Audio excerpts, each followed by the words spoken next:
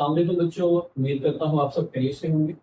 आज हम 9th class chapter number 11 important chemical reactions of alkanes इसके बारे में पढ़ेंगे। आज हम जानेंगे कि किस तरीके से अल्केन्स जो है वो केमिकल रिएक्शन देती हैं, अल्केन की नेचर कैसी होती है और ये रिएक्शन किस तरीके से प्रोसीड होते हैं, किन कंडीशंस के ऊपर प्रोसीड होता है। मेरा नाम अहमद फराज है। आज चलिए अपनी वीडियो का आगाज करते हैं। तो सबसे पहले अगर हम बात करें अल्केन्स की, तो अल्केन्स जो है बेसिकली पैराफिन्स। पैराफिन्स का मतलब क्या होता है? अल्केन्स को हम पैराफिन्स कहते हैं। ये बहुत इंपॉर्टेंट शॉर्ट क्वेश्चन है। पैरा का मतलब क्या होता है? पैरा का मतलब होता है लिटिल, और एफिन्स जो वर्ड है इसका मतलब होता है एफिनिटी।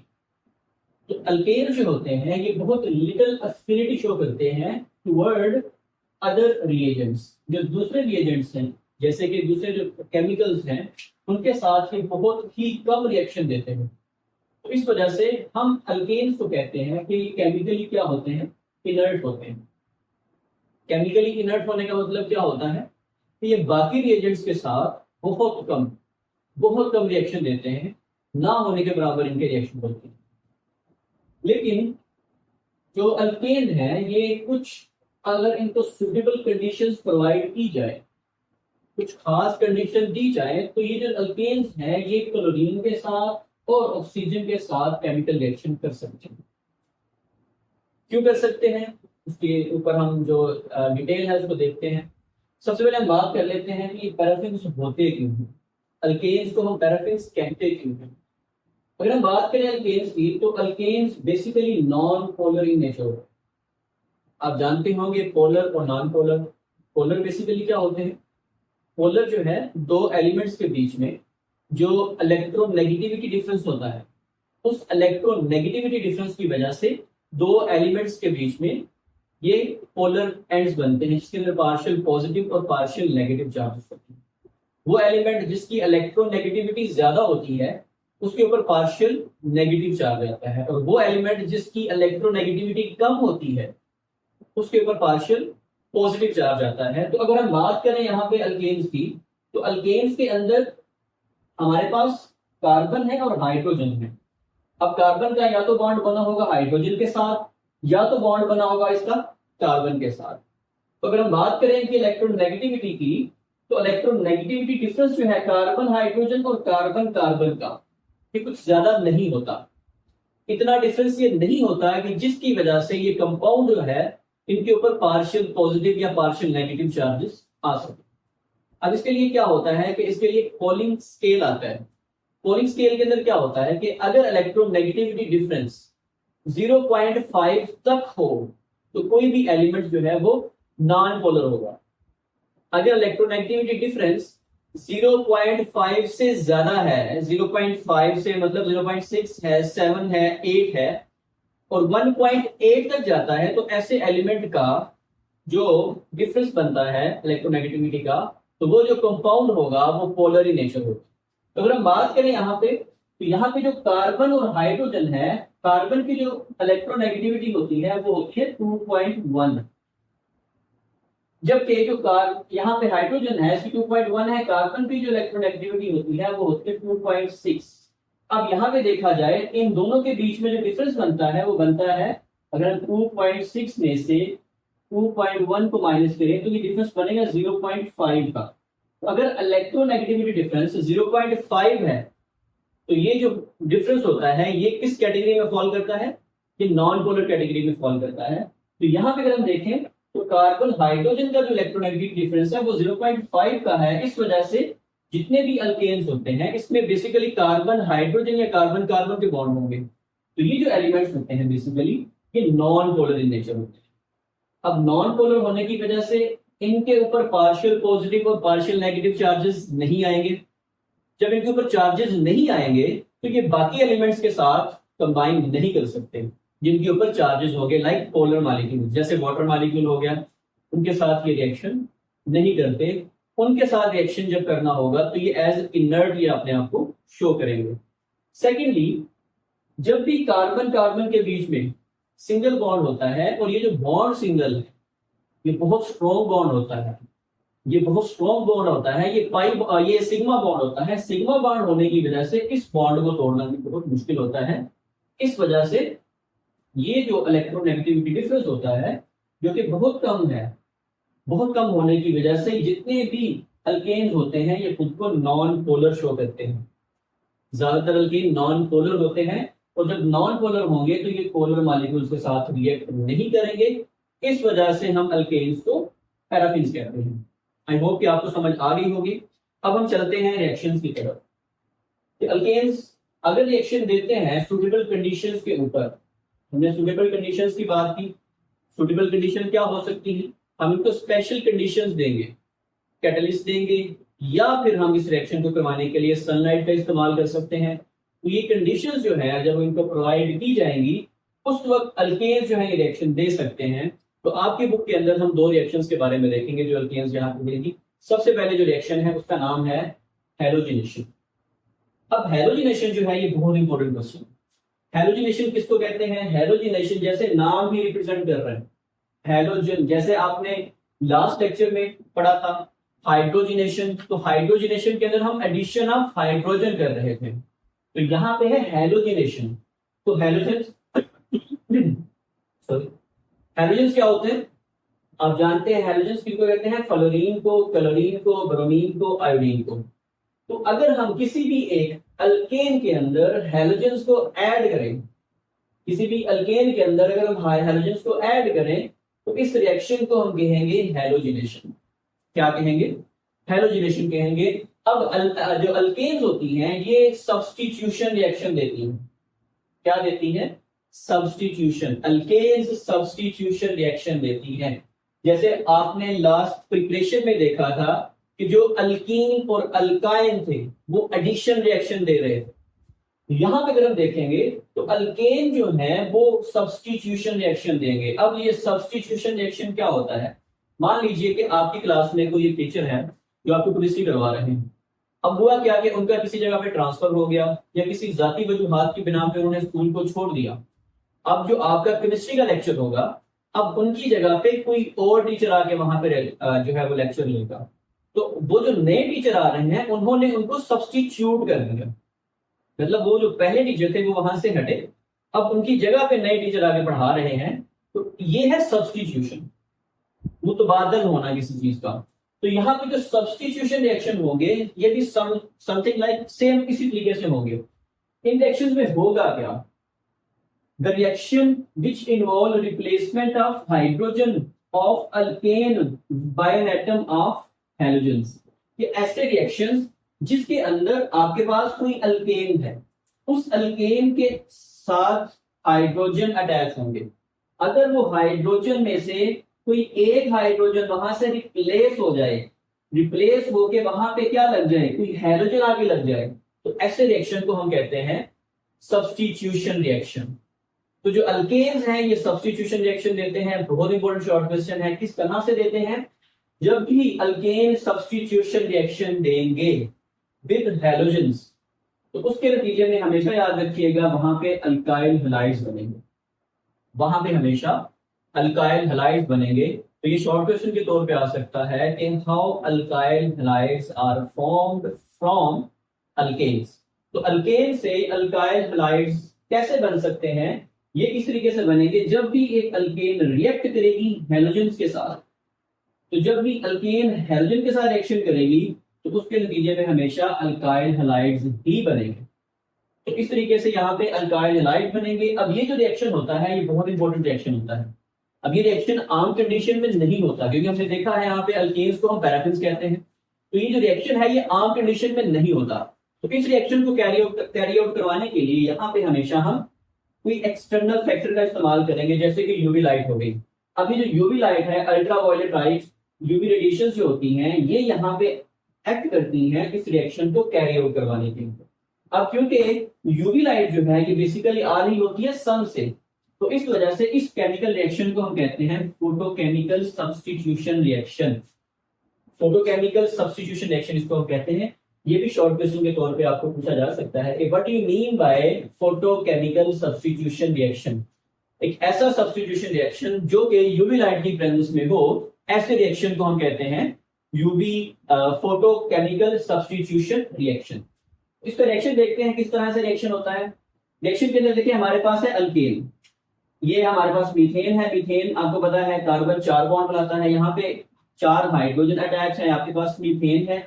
अब यहाँ पे हम करने लगे हैं एडिशन ऑफ हैलोजेंस, यानी कि हैलोजिनेशन करने लगे हैं।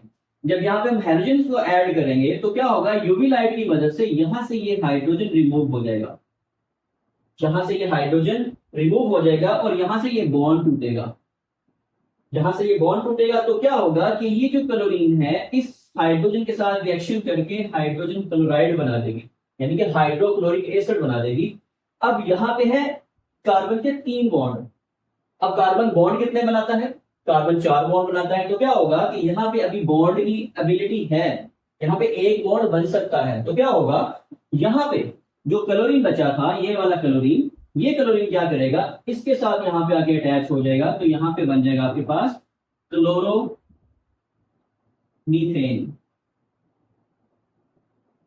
इस तरीके से आपके पास क्या बन जाएगा, क्लोरोमीथेन बन जाएगा। अब ये जो क्लोरोमीथेन है बेसिकली क्या है, एक अल्काइल हैलाइड। आई होप कि आपको समझ आ गई होगी। अब ये जो अल्केन है ये सक्सेसिव रिप्लेसमेंट भी इसमें हो सकती है। सक्सेसिव रिप्लेसमेंट का मतलब क्या होता है, एक एक करके इसके साथ जितने भी हाइड्रोजन हैं इनको हम रिमूव कर सकते हैं। अगर हमारे पास क्लोरीन ज्यादा एटम्स, क्लोरीन के ज्यादा एटम मौजूद हैं और सनलाइट एक्सेसिव है हमारे पास, इन दो कंडीशंस के ऊपर यहाँ पे सक्सेसिव रिप्लेसमेंट होगी। सक्सेसिव मतलब ये के बाद दीगरे यहाँ पे क्या होगा, ये जो हाइड्रोजन इसके साथ जुड़े हुए हैं ये यहाँ पे रिमूव होते जाएंगे। तो ये कब होगा, जब आपके पास क्लोरीन एटम्स ज्यादा क्वांटिटी में होंगे। जब क्लोरीन एटम्स ज्यादा क्वांटिटी में होंगे तो तब आपके पास सक्सेसिव रिप्लेसमेंट हो जाएगी। अब ये सक्सेसिव रिप्लेसमेंट किस तरीके से होती है और ये क्यों जरूरी है, सक्सेसिव रिप्लेसमेंट के थ्रू हम बहुत ही यूजफुल कंपोनेंट्स और कंपाउंड्स बना सकते हैं जिनके आगे इंडस्ट्री के अंदर मल्टीपल यूजेस होते हैं। देख लेते हैं किस तरीके से होता है। मिसाल के तौर पर यहाँ पे आपके पास है क्लोरोमीथेन, जो हमने यहाँ बनाया था क्लोरोमीथेन, ये हमने क्लोरोमीथेन ले लिया। अब यहाँ पे कार्बन के साथ 3 हाइड्रोजन यहाँ पे अटैच है और एक यहाँ पे क्लोरीन अटैच है। अब हमारे पास जो क्लोरीन है एक्सेसिव अमाउंट में है तो हम क्या करेंगे, यहाँ पे क्लोरीन मॉलिक्यूल को ऐड करेंगे। होगा क्या, सेम जैसे पहले हुआ। यहाँ पे यूवी लाइट जब आएगी यहाँ से ये जो हाइड्रोजन है, एक हाइड्रोजन यहाँ से ये रिप्लेस हो जाएगा और यहाँ से ये बॉन्ड टूटेगा। जब यहाँ से बॉन्ड टूटेगा तो ये क्लोरीन और ये हाइड्रोजन मिलके दोबारा से हाइड्रोजन क्लोराइड बना देंगे और यहाँ पे जो प्लेस बची है तो इस प्लेस के ऊपर यहाँ वाला जो क्लोरीन है ये इस जगह पे आके अटैच हो जाएगा। तो यहाँ पे आपके पास 2 क्लोरीन फिर इसके साथ अटैच हो जाएंगे और 2 हाइड्रोजन अभी भी इसके साथ लगे हैं। अब यहाँ पे जो कंपाउंड बना है इसका नाम है डाईक्लोरोमीथेन। इसका नाम क्या है, डाईक्लोरोमीथेन। तो इस तरीके से यहाँ पे डाईक्लोरोमीथेन बन जाएगा। अब दोबारा से हम डाईक्लोरोमीथेन को यहाँ पे दोबारा से ले लेंगे। अब पहले कितने यहाँ पे क्लोरीन जुड़े हुए थे, यहाँ पे 1 जुड़ा था, अब कितने जुड़े हैं, 2 जुड़े हैं। अब जब दोबारा हम इसके अंदर क्लोरीन गैस को ऐड करेंगे तो यहाँ पे क्या होगा, यूवी लाइट की मौजूदगी में यहाँ से जो दूसरा हाइड्रोजन है ये वाला, ये भी यहाँ से रिप्लेस हो जाएगा। यूवी लाइट क्या करेगी, यहाँ से इस बॉन्ड को तोड़ेगी, यहाँ पे हाइड्रोजन टूटेगा। अब जब ये यहाँ से टूटेगा तो एक क्लोरीन और ये हाइड्रोजन मिलकर दोबारा से क्या बना देंगे, HCl बना देंगे। अब ये जगह यहाँ पे खाली होगी तो इस जगह पे जो दूसरा क्लोरीन है वो यहाँ पे आके अटैच हो जाएगा। तो इस तरीके से यहाँ पे 3 क्लोरीन एटम्स अटैच हो जाएंगे।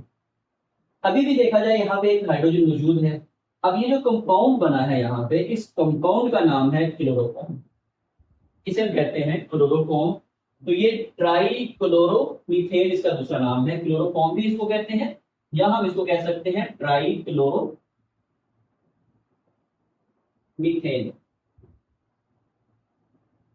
अब ये बहुत इंपॉर्टेंट कंपाउंड है क्लोरोफॉर्म, ये मल्टीपल इसके यूजेस हैं इंडस्ट्री के अंदर। इस तरीके से हम क्लोरोफॉर्म भी बना सकते हैं। अब यही क्लोरोफॉर्म जो है जब दोबारा क्लोरीन की प्रेजेंस में रिएक्शन करेगी तो क्या होगा, यहाँ पे क्योंकि अभी भी एक हाइड्रोजन अटैच है तो उस हाइड्रोजन को रिमूव करने के लिए हम दोबारा ये रिएक्शन कंटिन्यू कर सकते हैं। जब ये रिएक्शन कंटिन्यू होगा तो यहाँ पे जो ये वाला हाइड्रोजन है, ये हाइड्रोजन यहाँ से रिमूव होगा। क्यों, क्योंकि यहाँ पे सनलाइट है। ये जो HB यहाँ पे लिखा जा रहा है HB का मतलब है सनलाइट। ये सनलाइट के लिए हम यूज कर रहे हैं, यहाँ पे सनलाइट आ रही है। तो यहाँ से ये हाइड्रोजन रिमूव होगा, यहाँ से ये वाला बॉन्ड टूटेगा, ये क्लोरीन और ये हाइड्रोजन मिलकर दोबारा से HCl बना देंगे।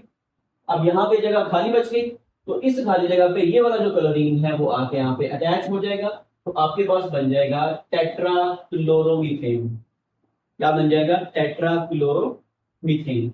तो इस तरीके से जितने भी हाइड्रोजन होंगे, जितने भी एक अल्केन के अंदर हाइड्रोजन होंगे, वो 1 बाय 1 आप लोग वहां से रिमूव करवा सकते हैं। इसे कहते हैं successive replacement of hydrogen atoms. इस तरीके से हम क्या कर सकते हैं? सब्स्टिट्यूशन रिएक्शन कर सकते हैं, और सब्स्टिट्यूशन रिएक्शन से हमारे पास इंपॉर्टेंट कंपाउंड बनते हैं जिनके मल्टीपल यूजेस होते हैं। आई होप कि आपको समझ आ गई होगी। अगर आपको कोई क्वेश्चन है तो आप कमेंट सेक्शन में पूछें, मैं आपका उसको जवाब देता हूं।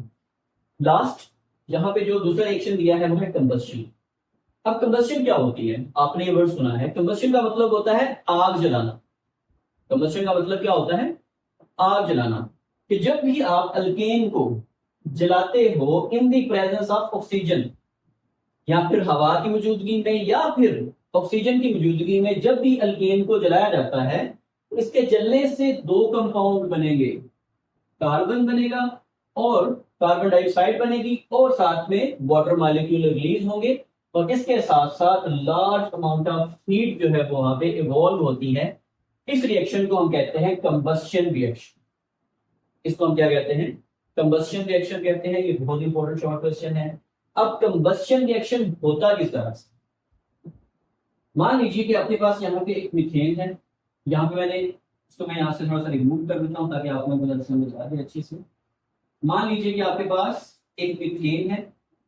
अब ये जो मीथेन है बेसिकली, जब भी हम क्या करेंगे, ऑक्सीजन के साथ इसका रिएक्शन करेंगे। अब यहाँ पे मैंने ऑक्सीजन को, 2 मोल है ऑक्सीजन मॉलिक्यूल के, आप इसको इस तरह भी लिख सकते हैं, लेकिन मैंने आपकी आसानी के लिए इसको इस तरीके से अलग अलग मोल बनाए हैं कि ऑक्सीजन ऑक्सीजन के साथ जुड़ा है, ये दोनों मिलकर O2 बना रहे हैं, तो 2 मोल जो है इस तरीके से आपस में जुड़े हुए। अब ये रिएक्शन होगा कैसे? अब होगा क्या, यहाँ पे जो ये जो 2 हाइड्रोजन है ना, ये 2 हाइड्रोजन इस एक ऑक्सीजन के साथ मिलके क्या बना देंगे? एक वाटर मॉलिक्यूल बनेंगे। ये 2 हाइड्रोजन एक ऑक्सीजन के साथ मिलके वाटर मॉलिक्यूल बना देंगे। सेम लाइक दिस, यहाँ पे ये जो 2 हाइड्रोजन हैं, ये 2 हाइड्रोजन इस ऑक्सीजन के साथ मिलके एक और वाटर मॉलिक्यूल बना देंगे। तो प्रोडक्ट के अंदर हमारे पास 2 वाटर मॉलिक्यूल आते हैं। प्रोडक्ट के अंदर हमारे पास 2 वाटर मॉलिक्यूल आ जाएंगे। अब हमारे पास बचा क्या? 2 ऑक्सीजन बचे और 1 कार्बन बचा। तो ये कार्बन इन दोनों ऑक्सीजन के साथ मिलके एक कार्बन डाइऑक्साइड बना देगा, और जब ये रिएक्शन प्रोसीड होगा, इसके दौरान बहुत ज्यादा एनर्जी जो है वो रिलीज भी होगी। तो इस तरीके से कंबस्शन रिएक्शन होता है। यहाँ पे हमने मीथेन को जलाया है, मीथेन कंबस्शन की है in the presence of oxygen. इसी तरीके से हम इथेन की कंबस्शन भी कर सकते हैं।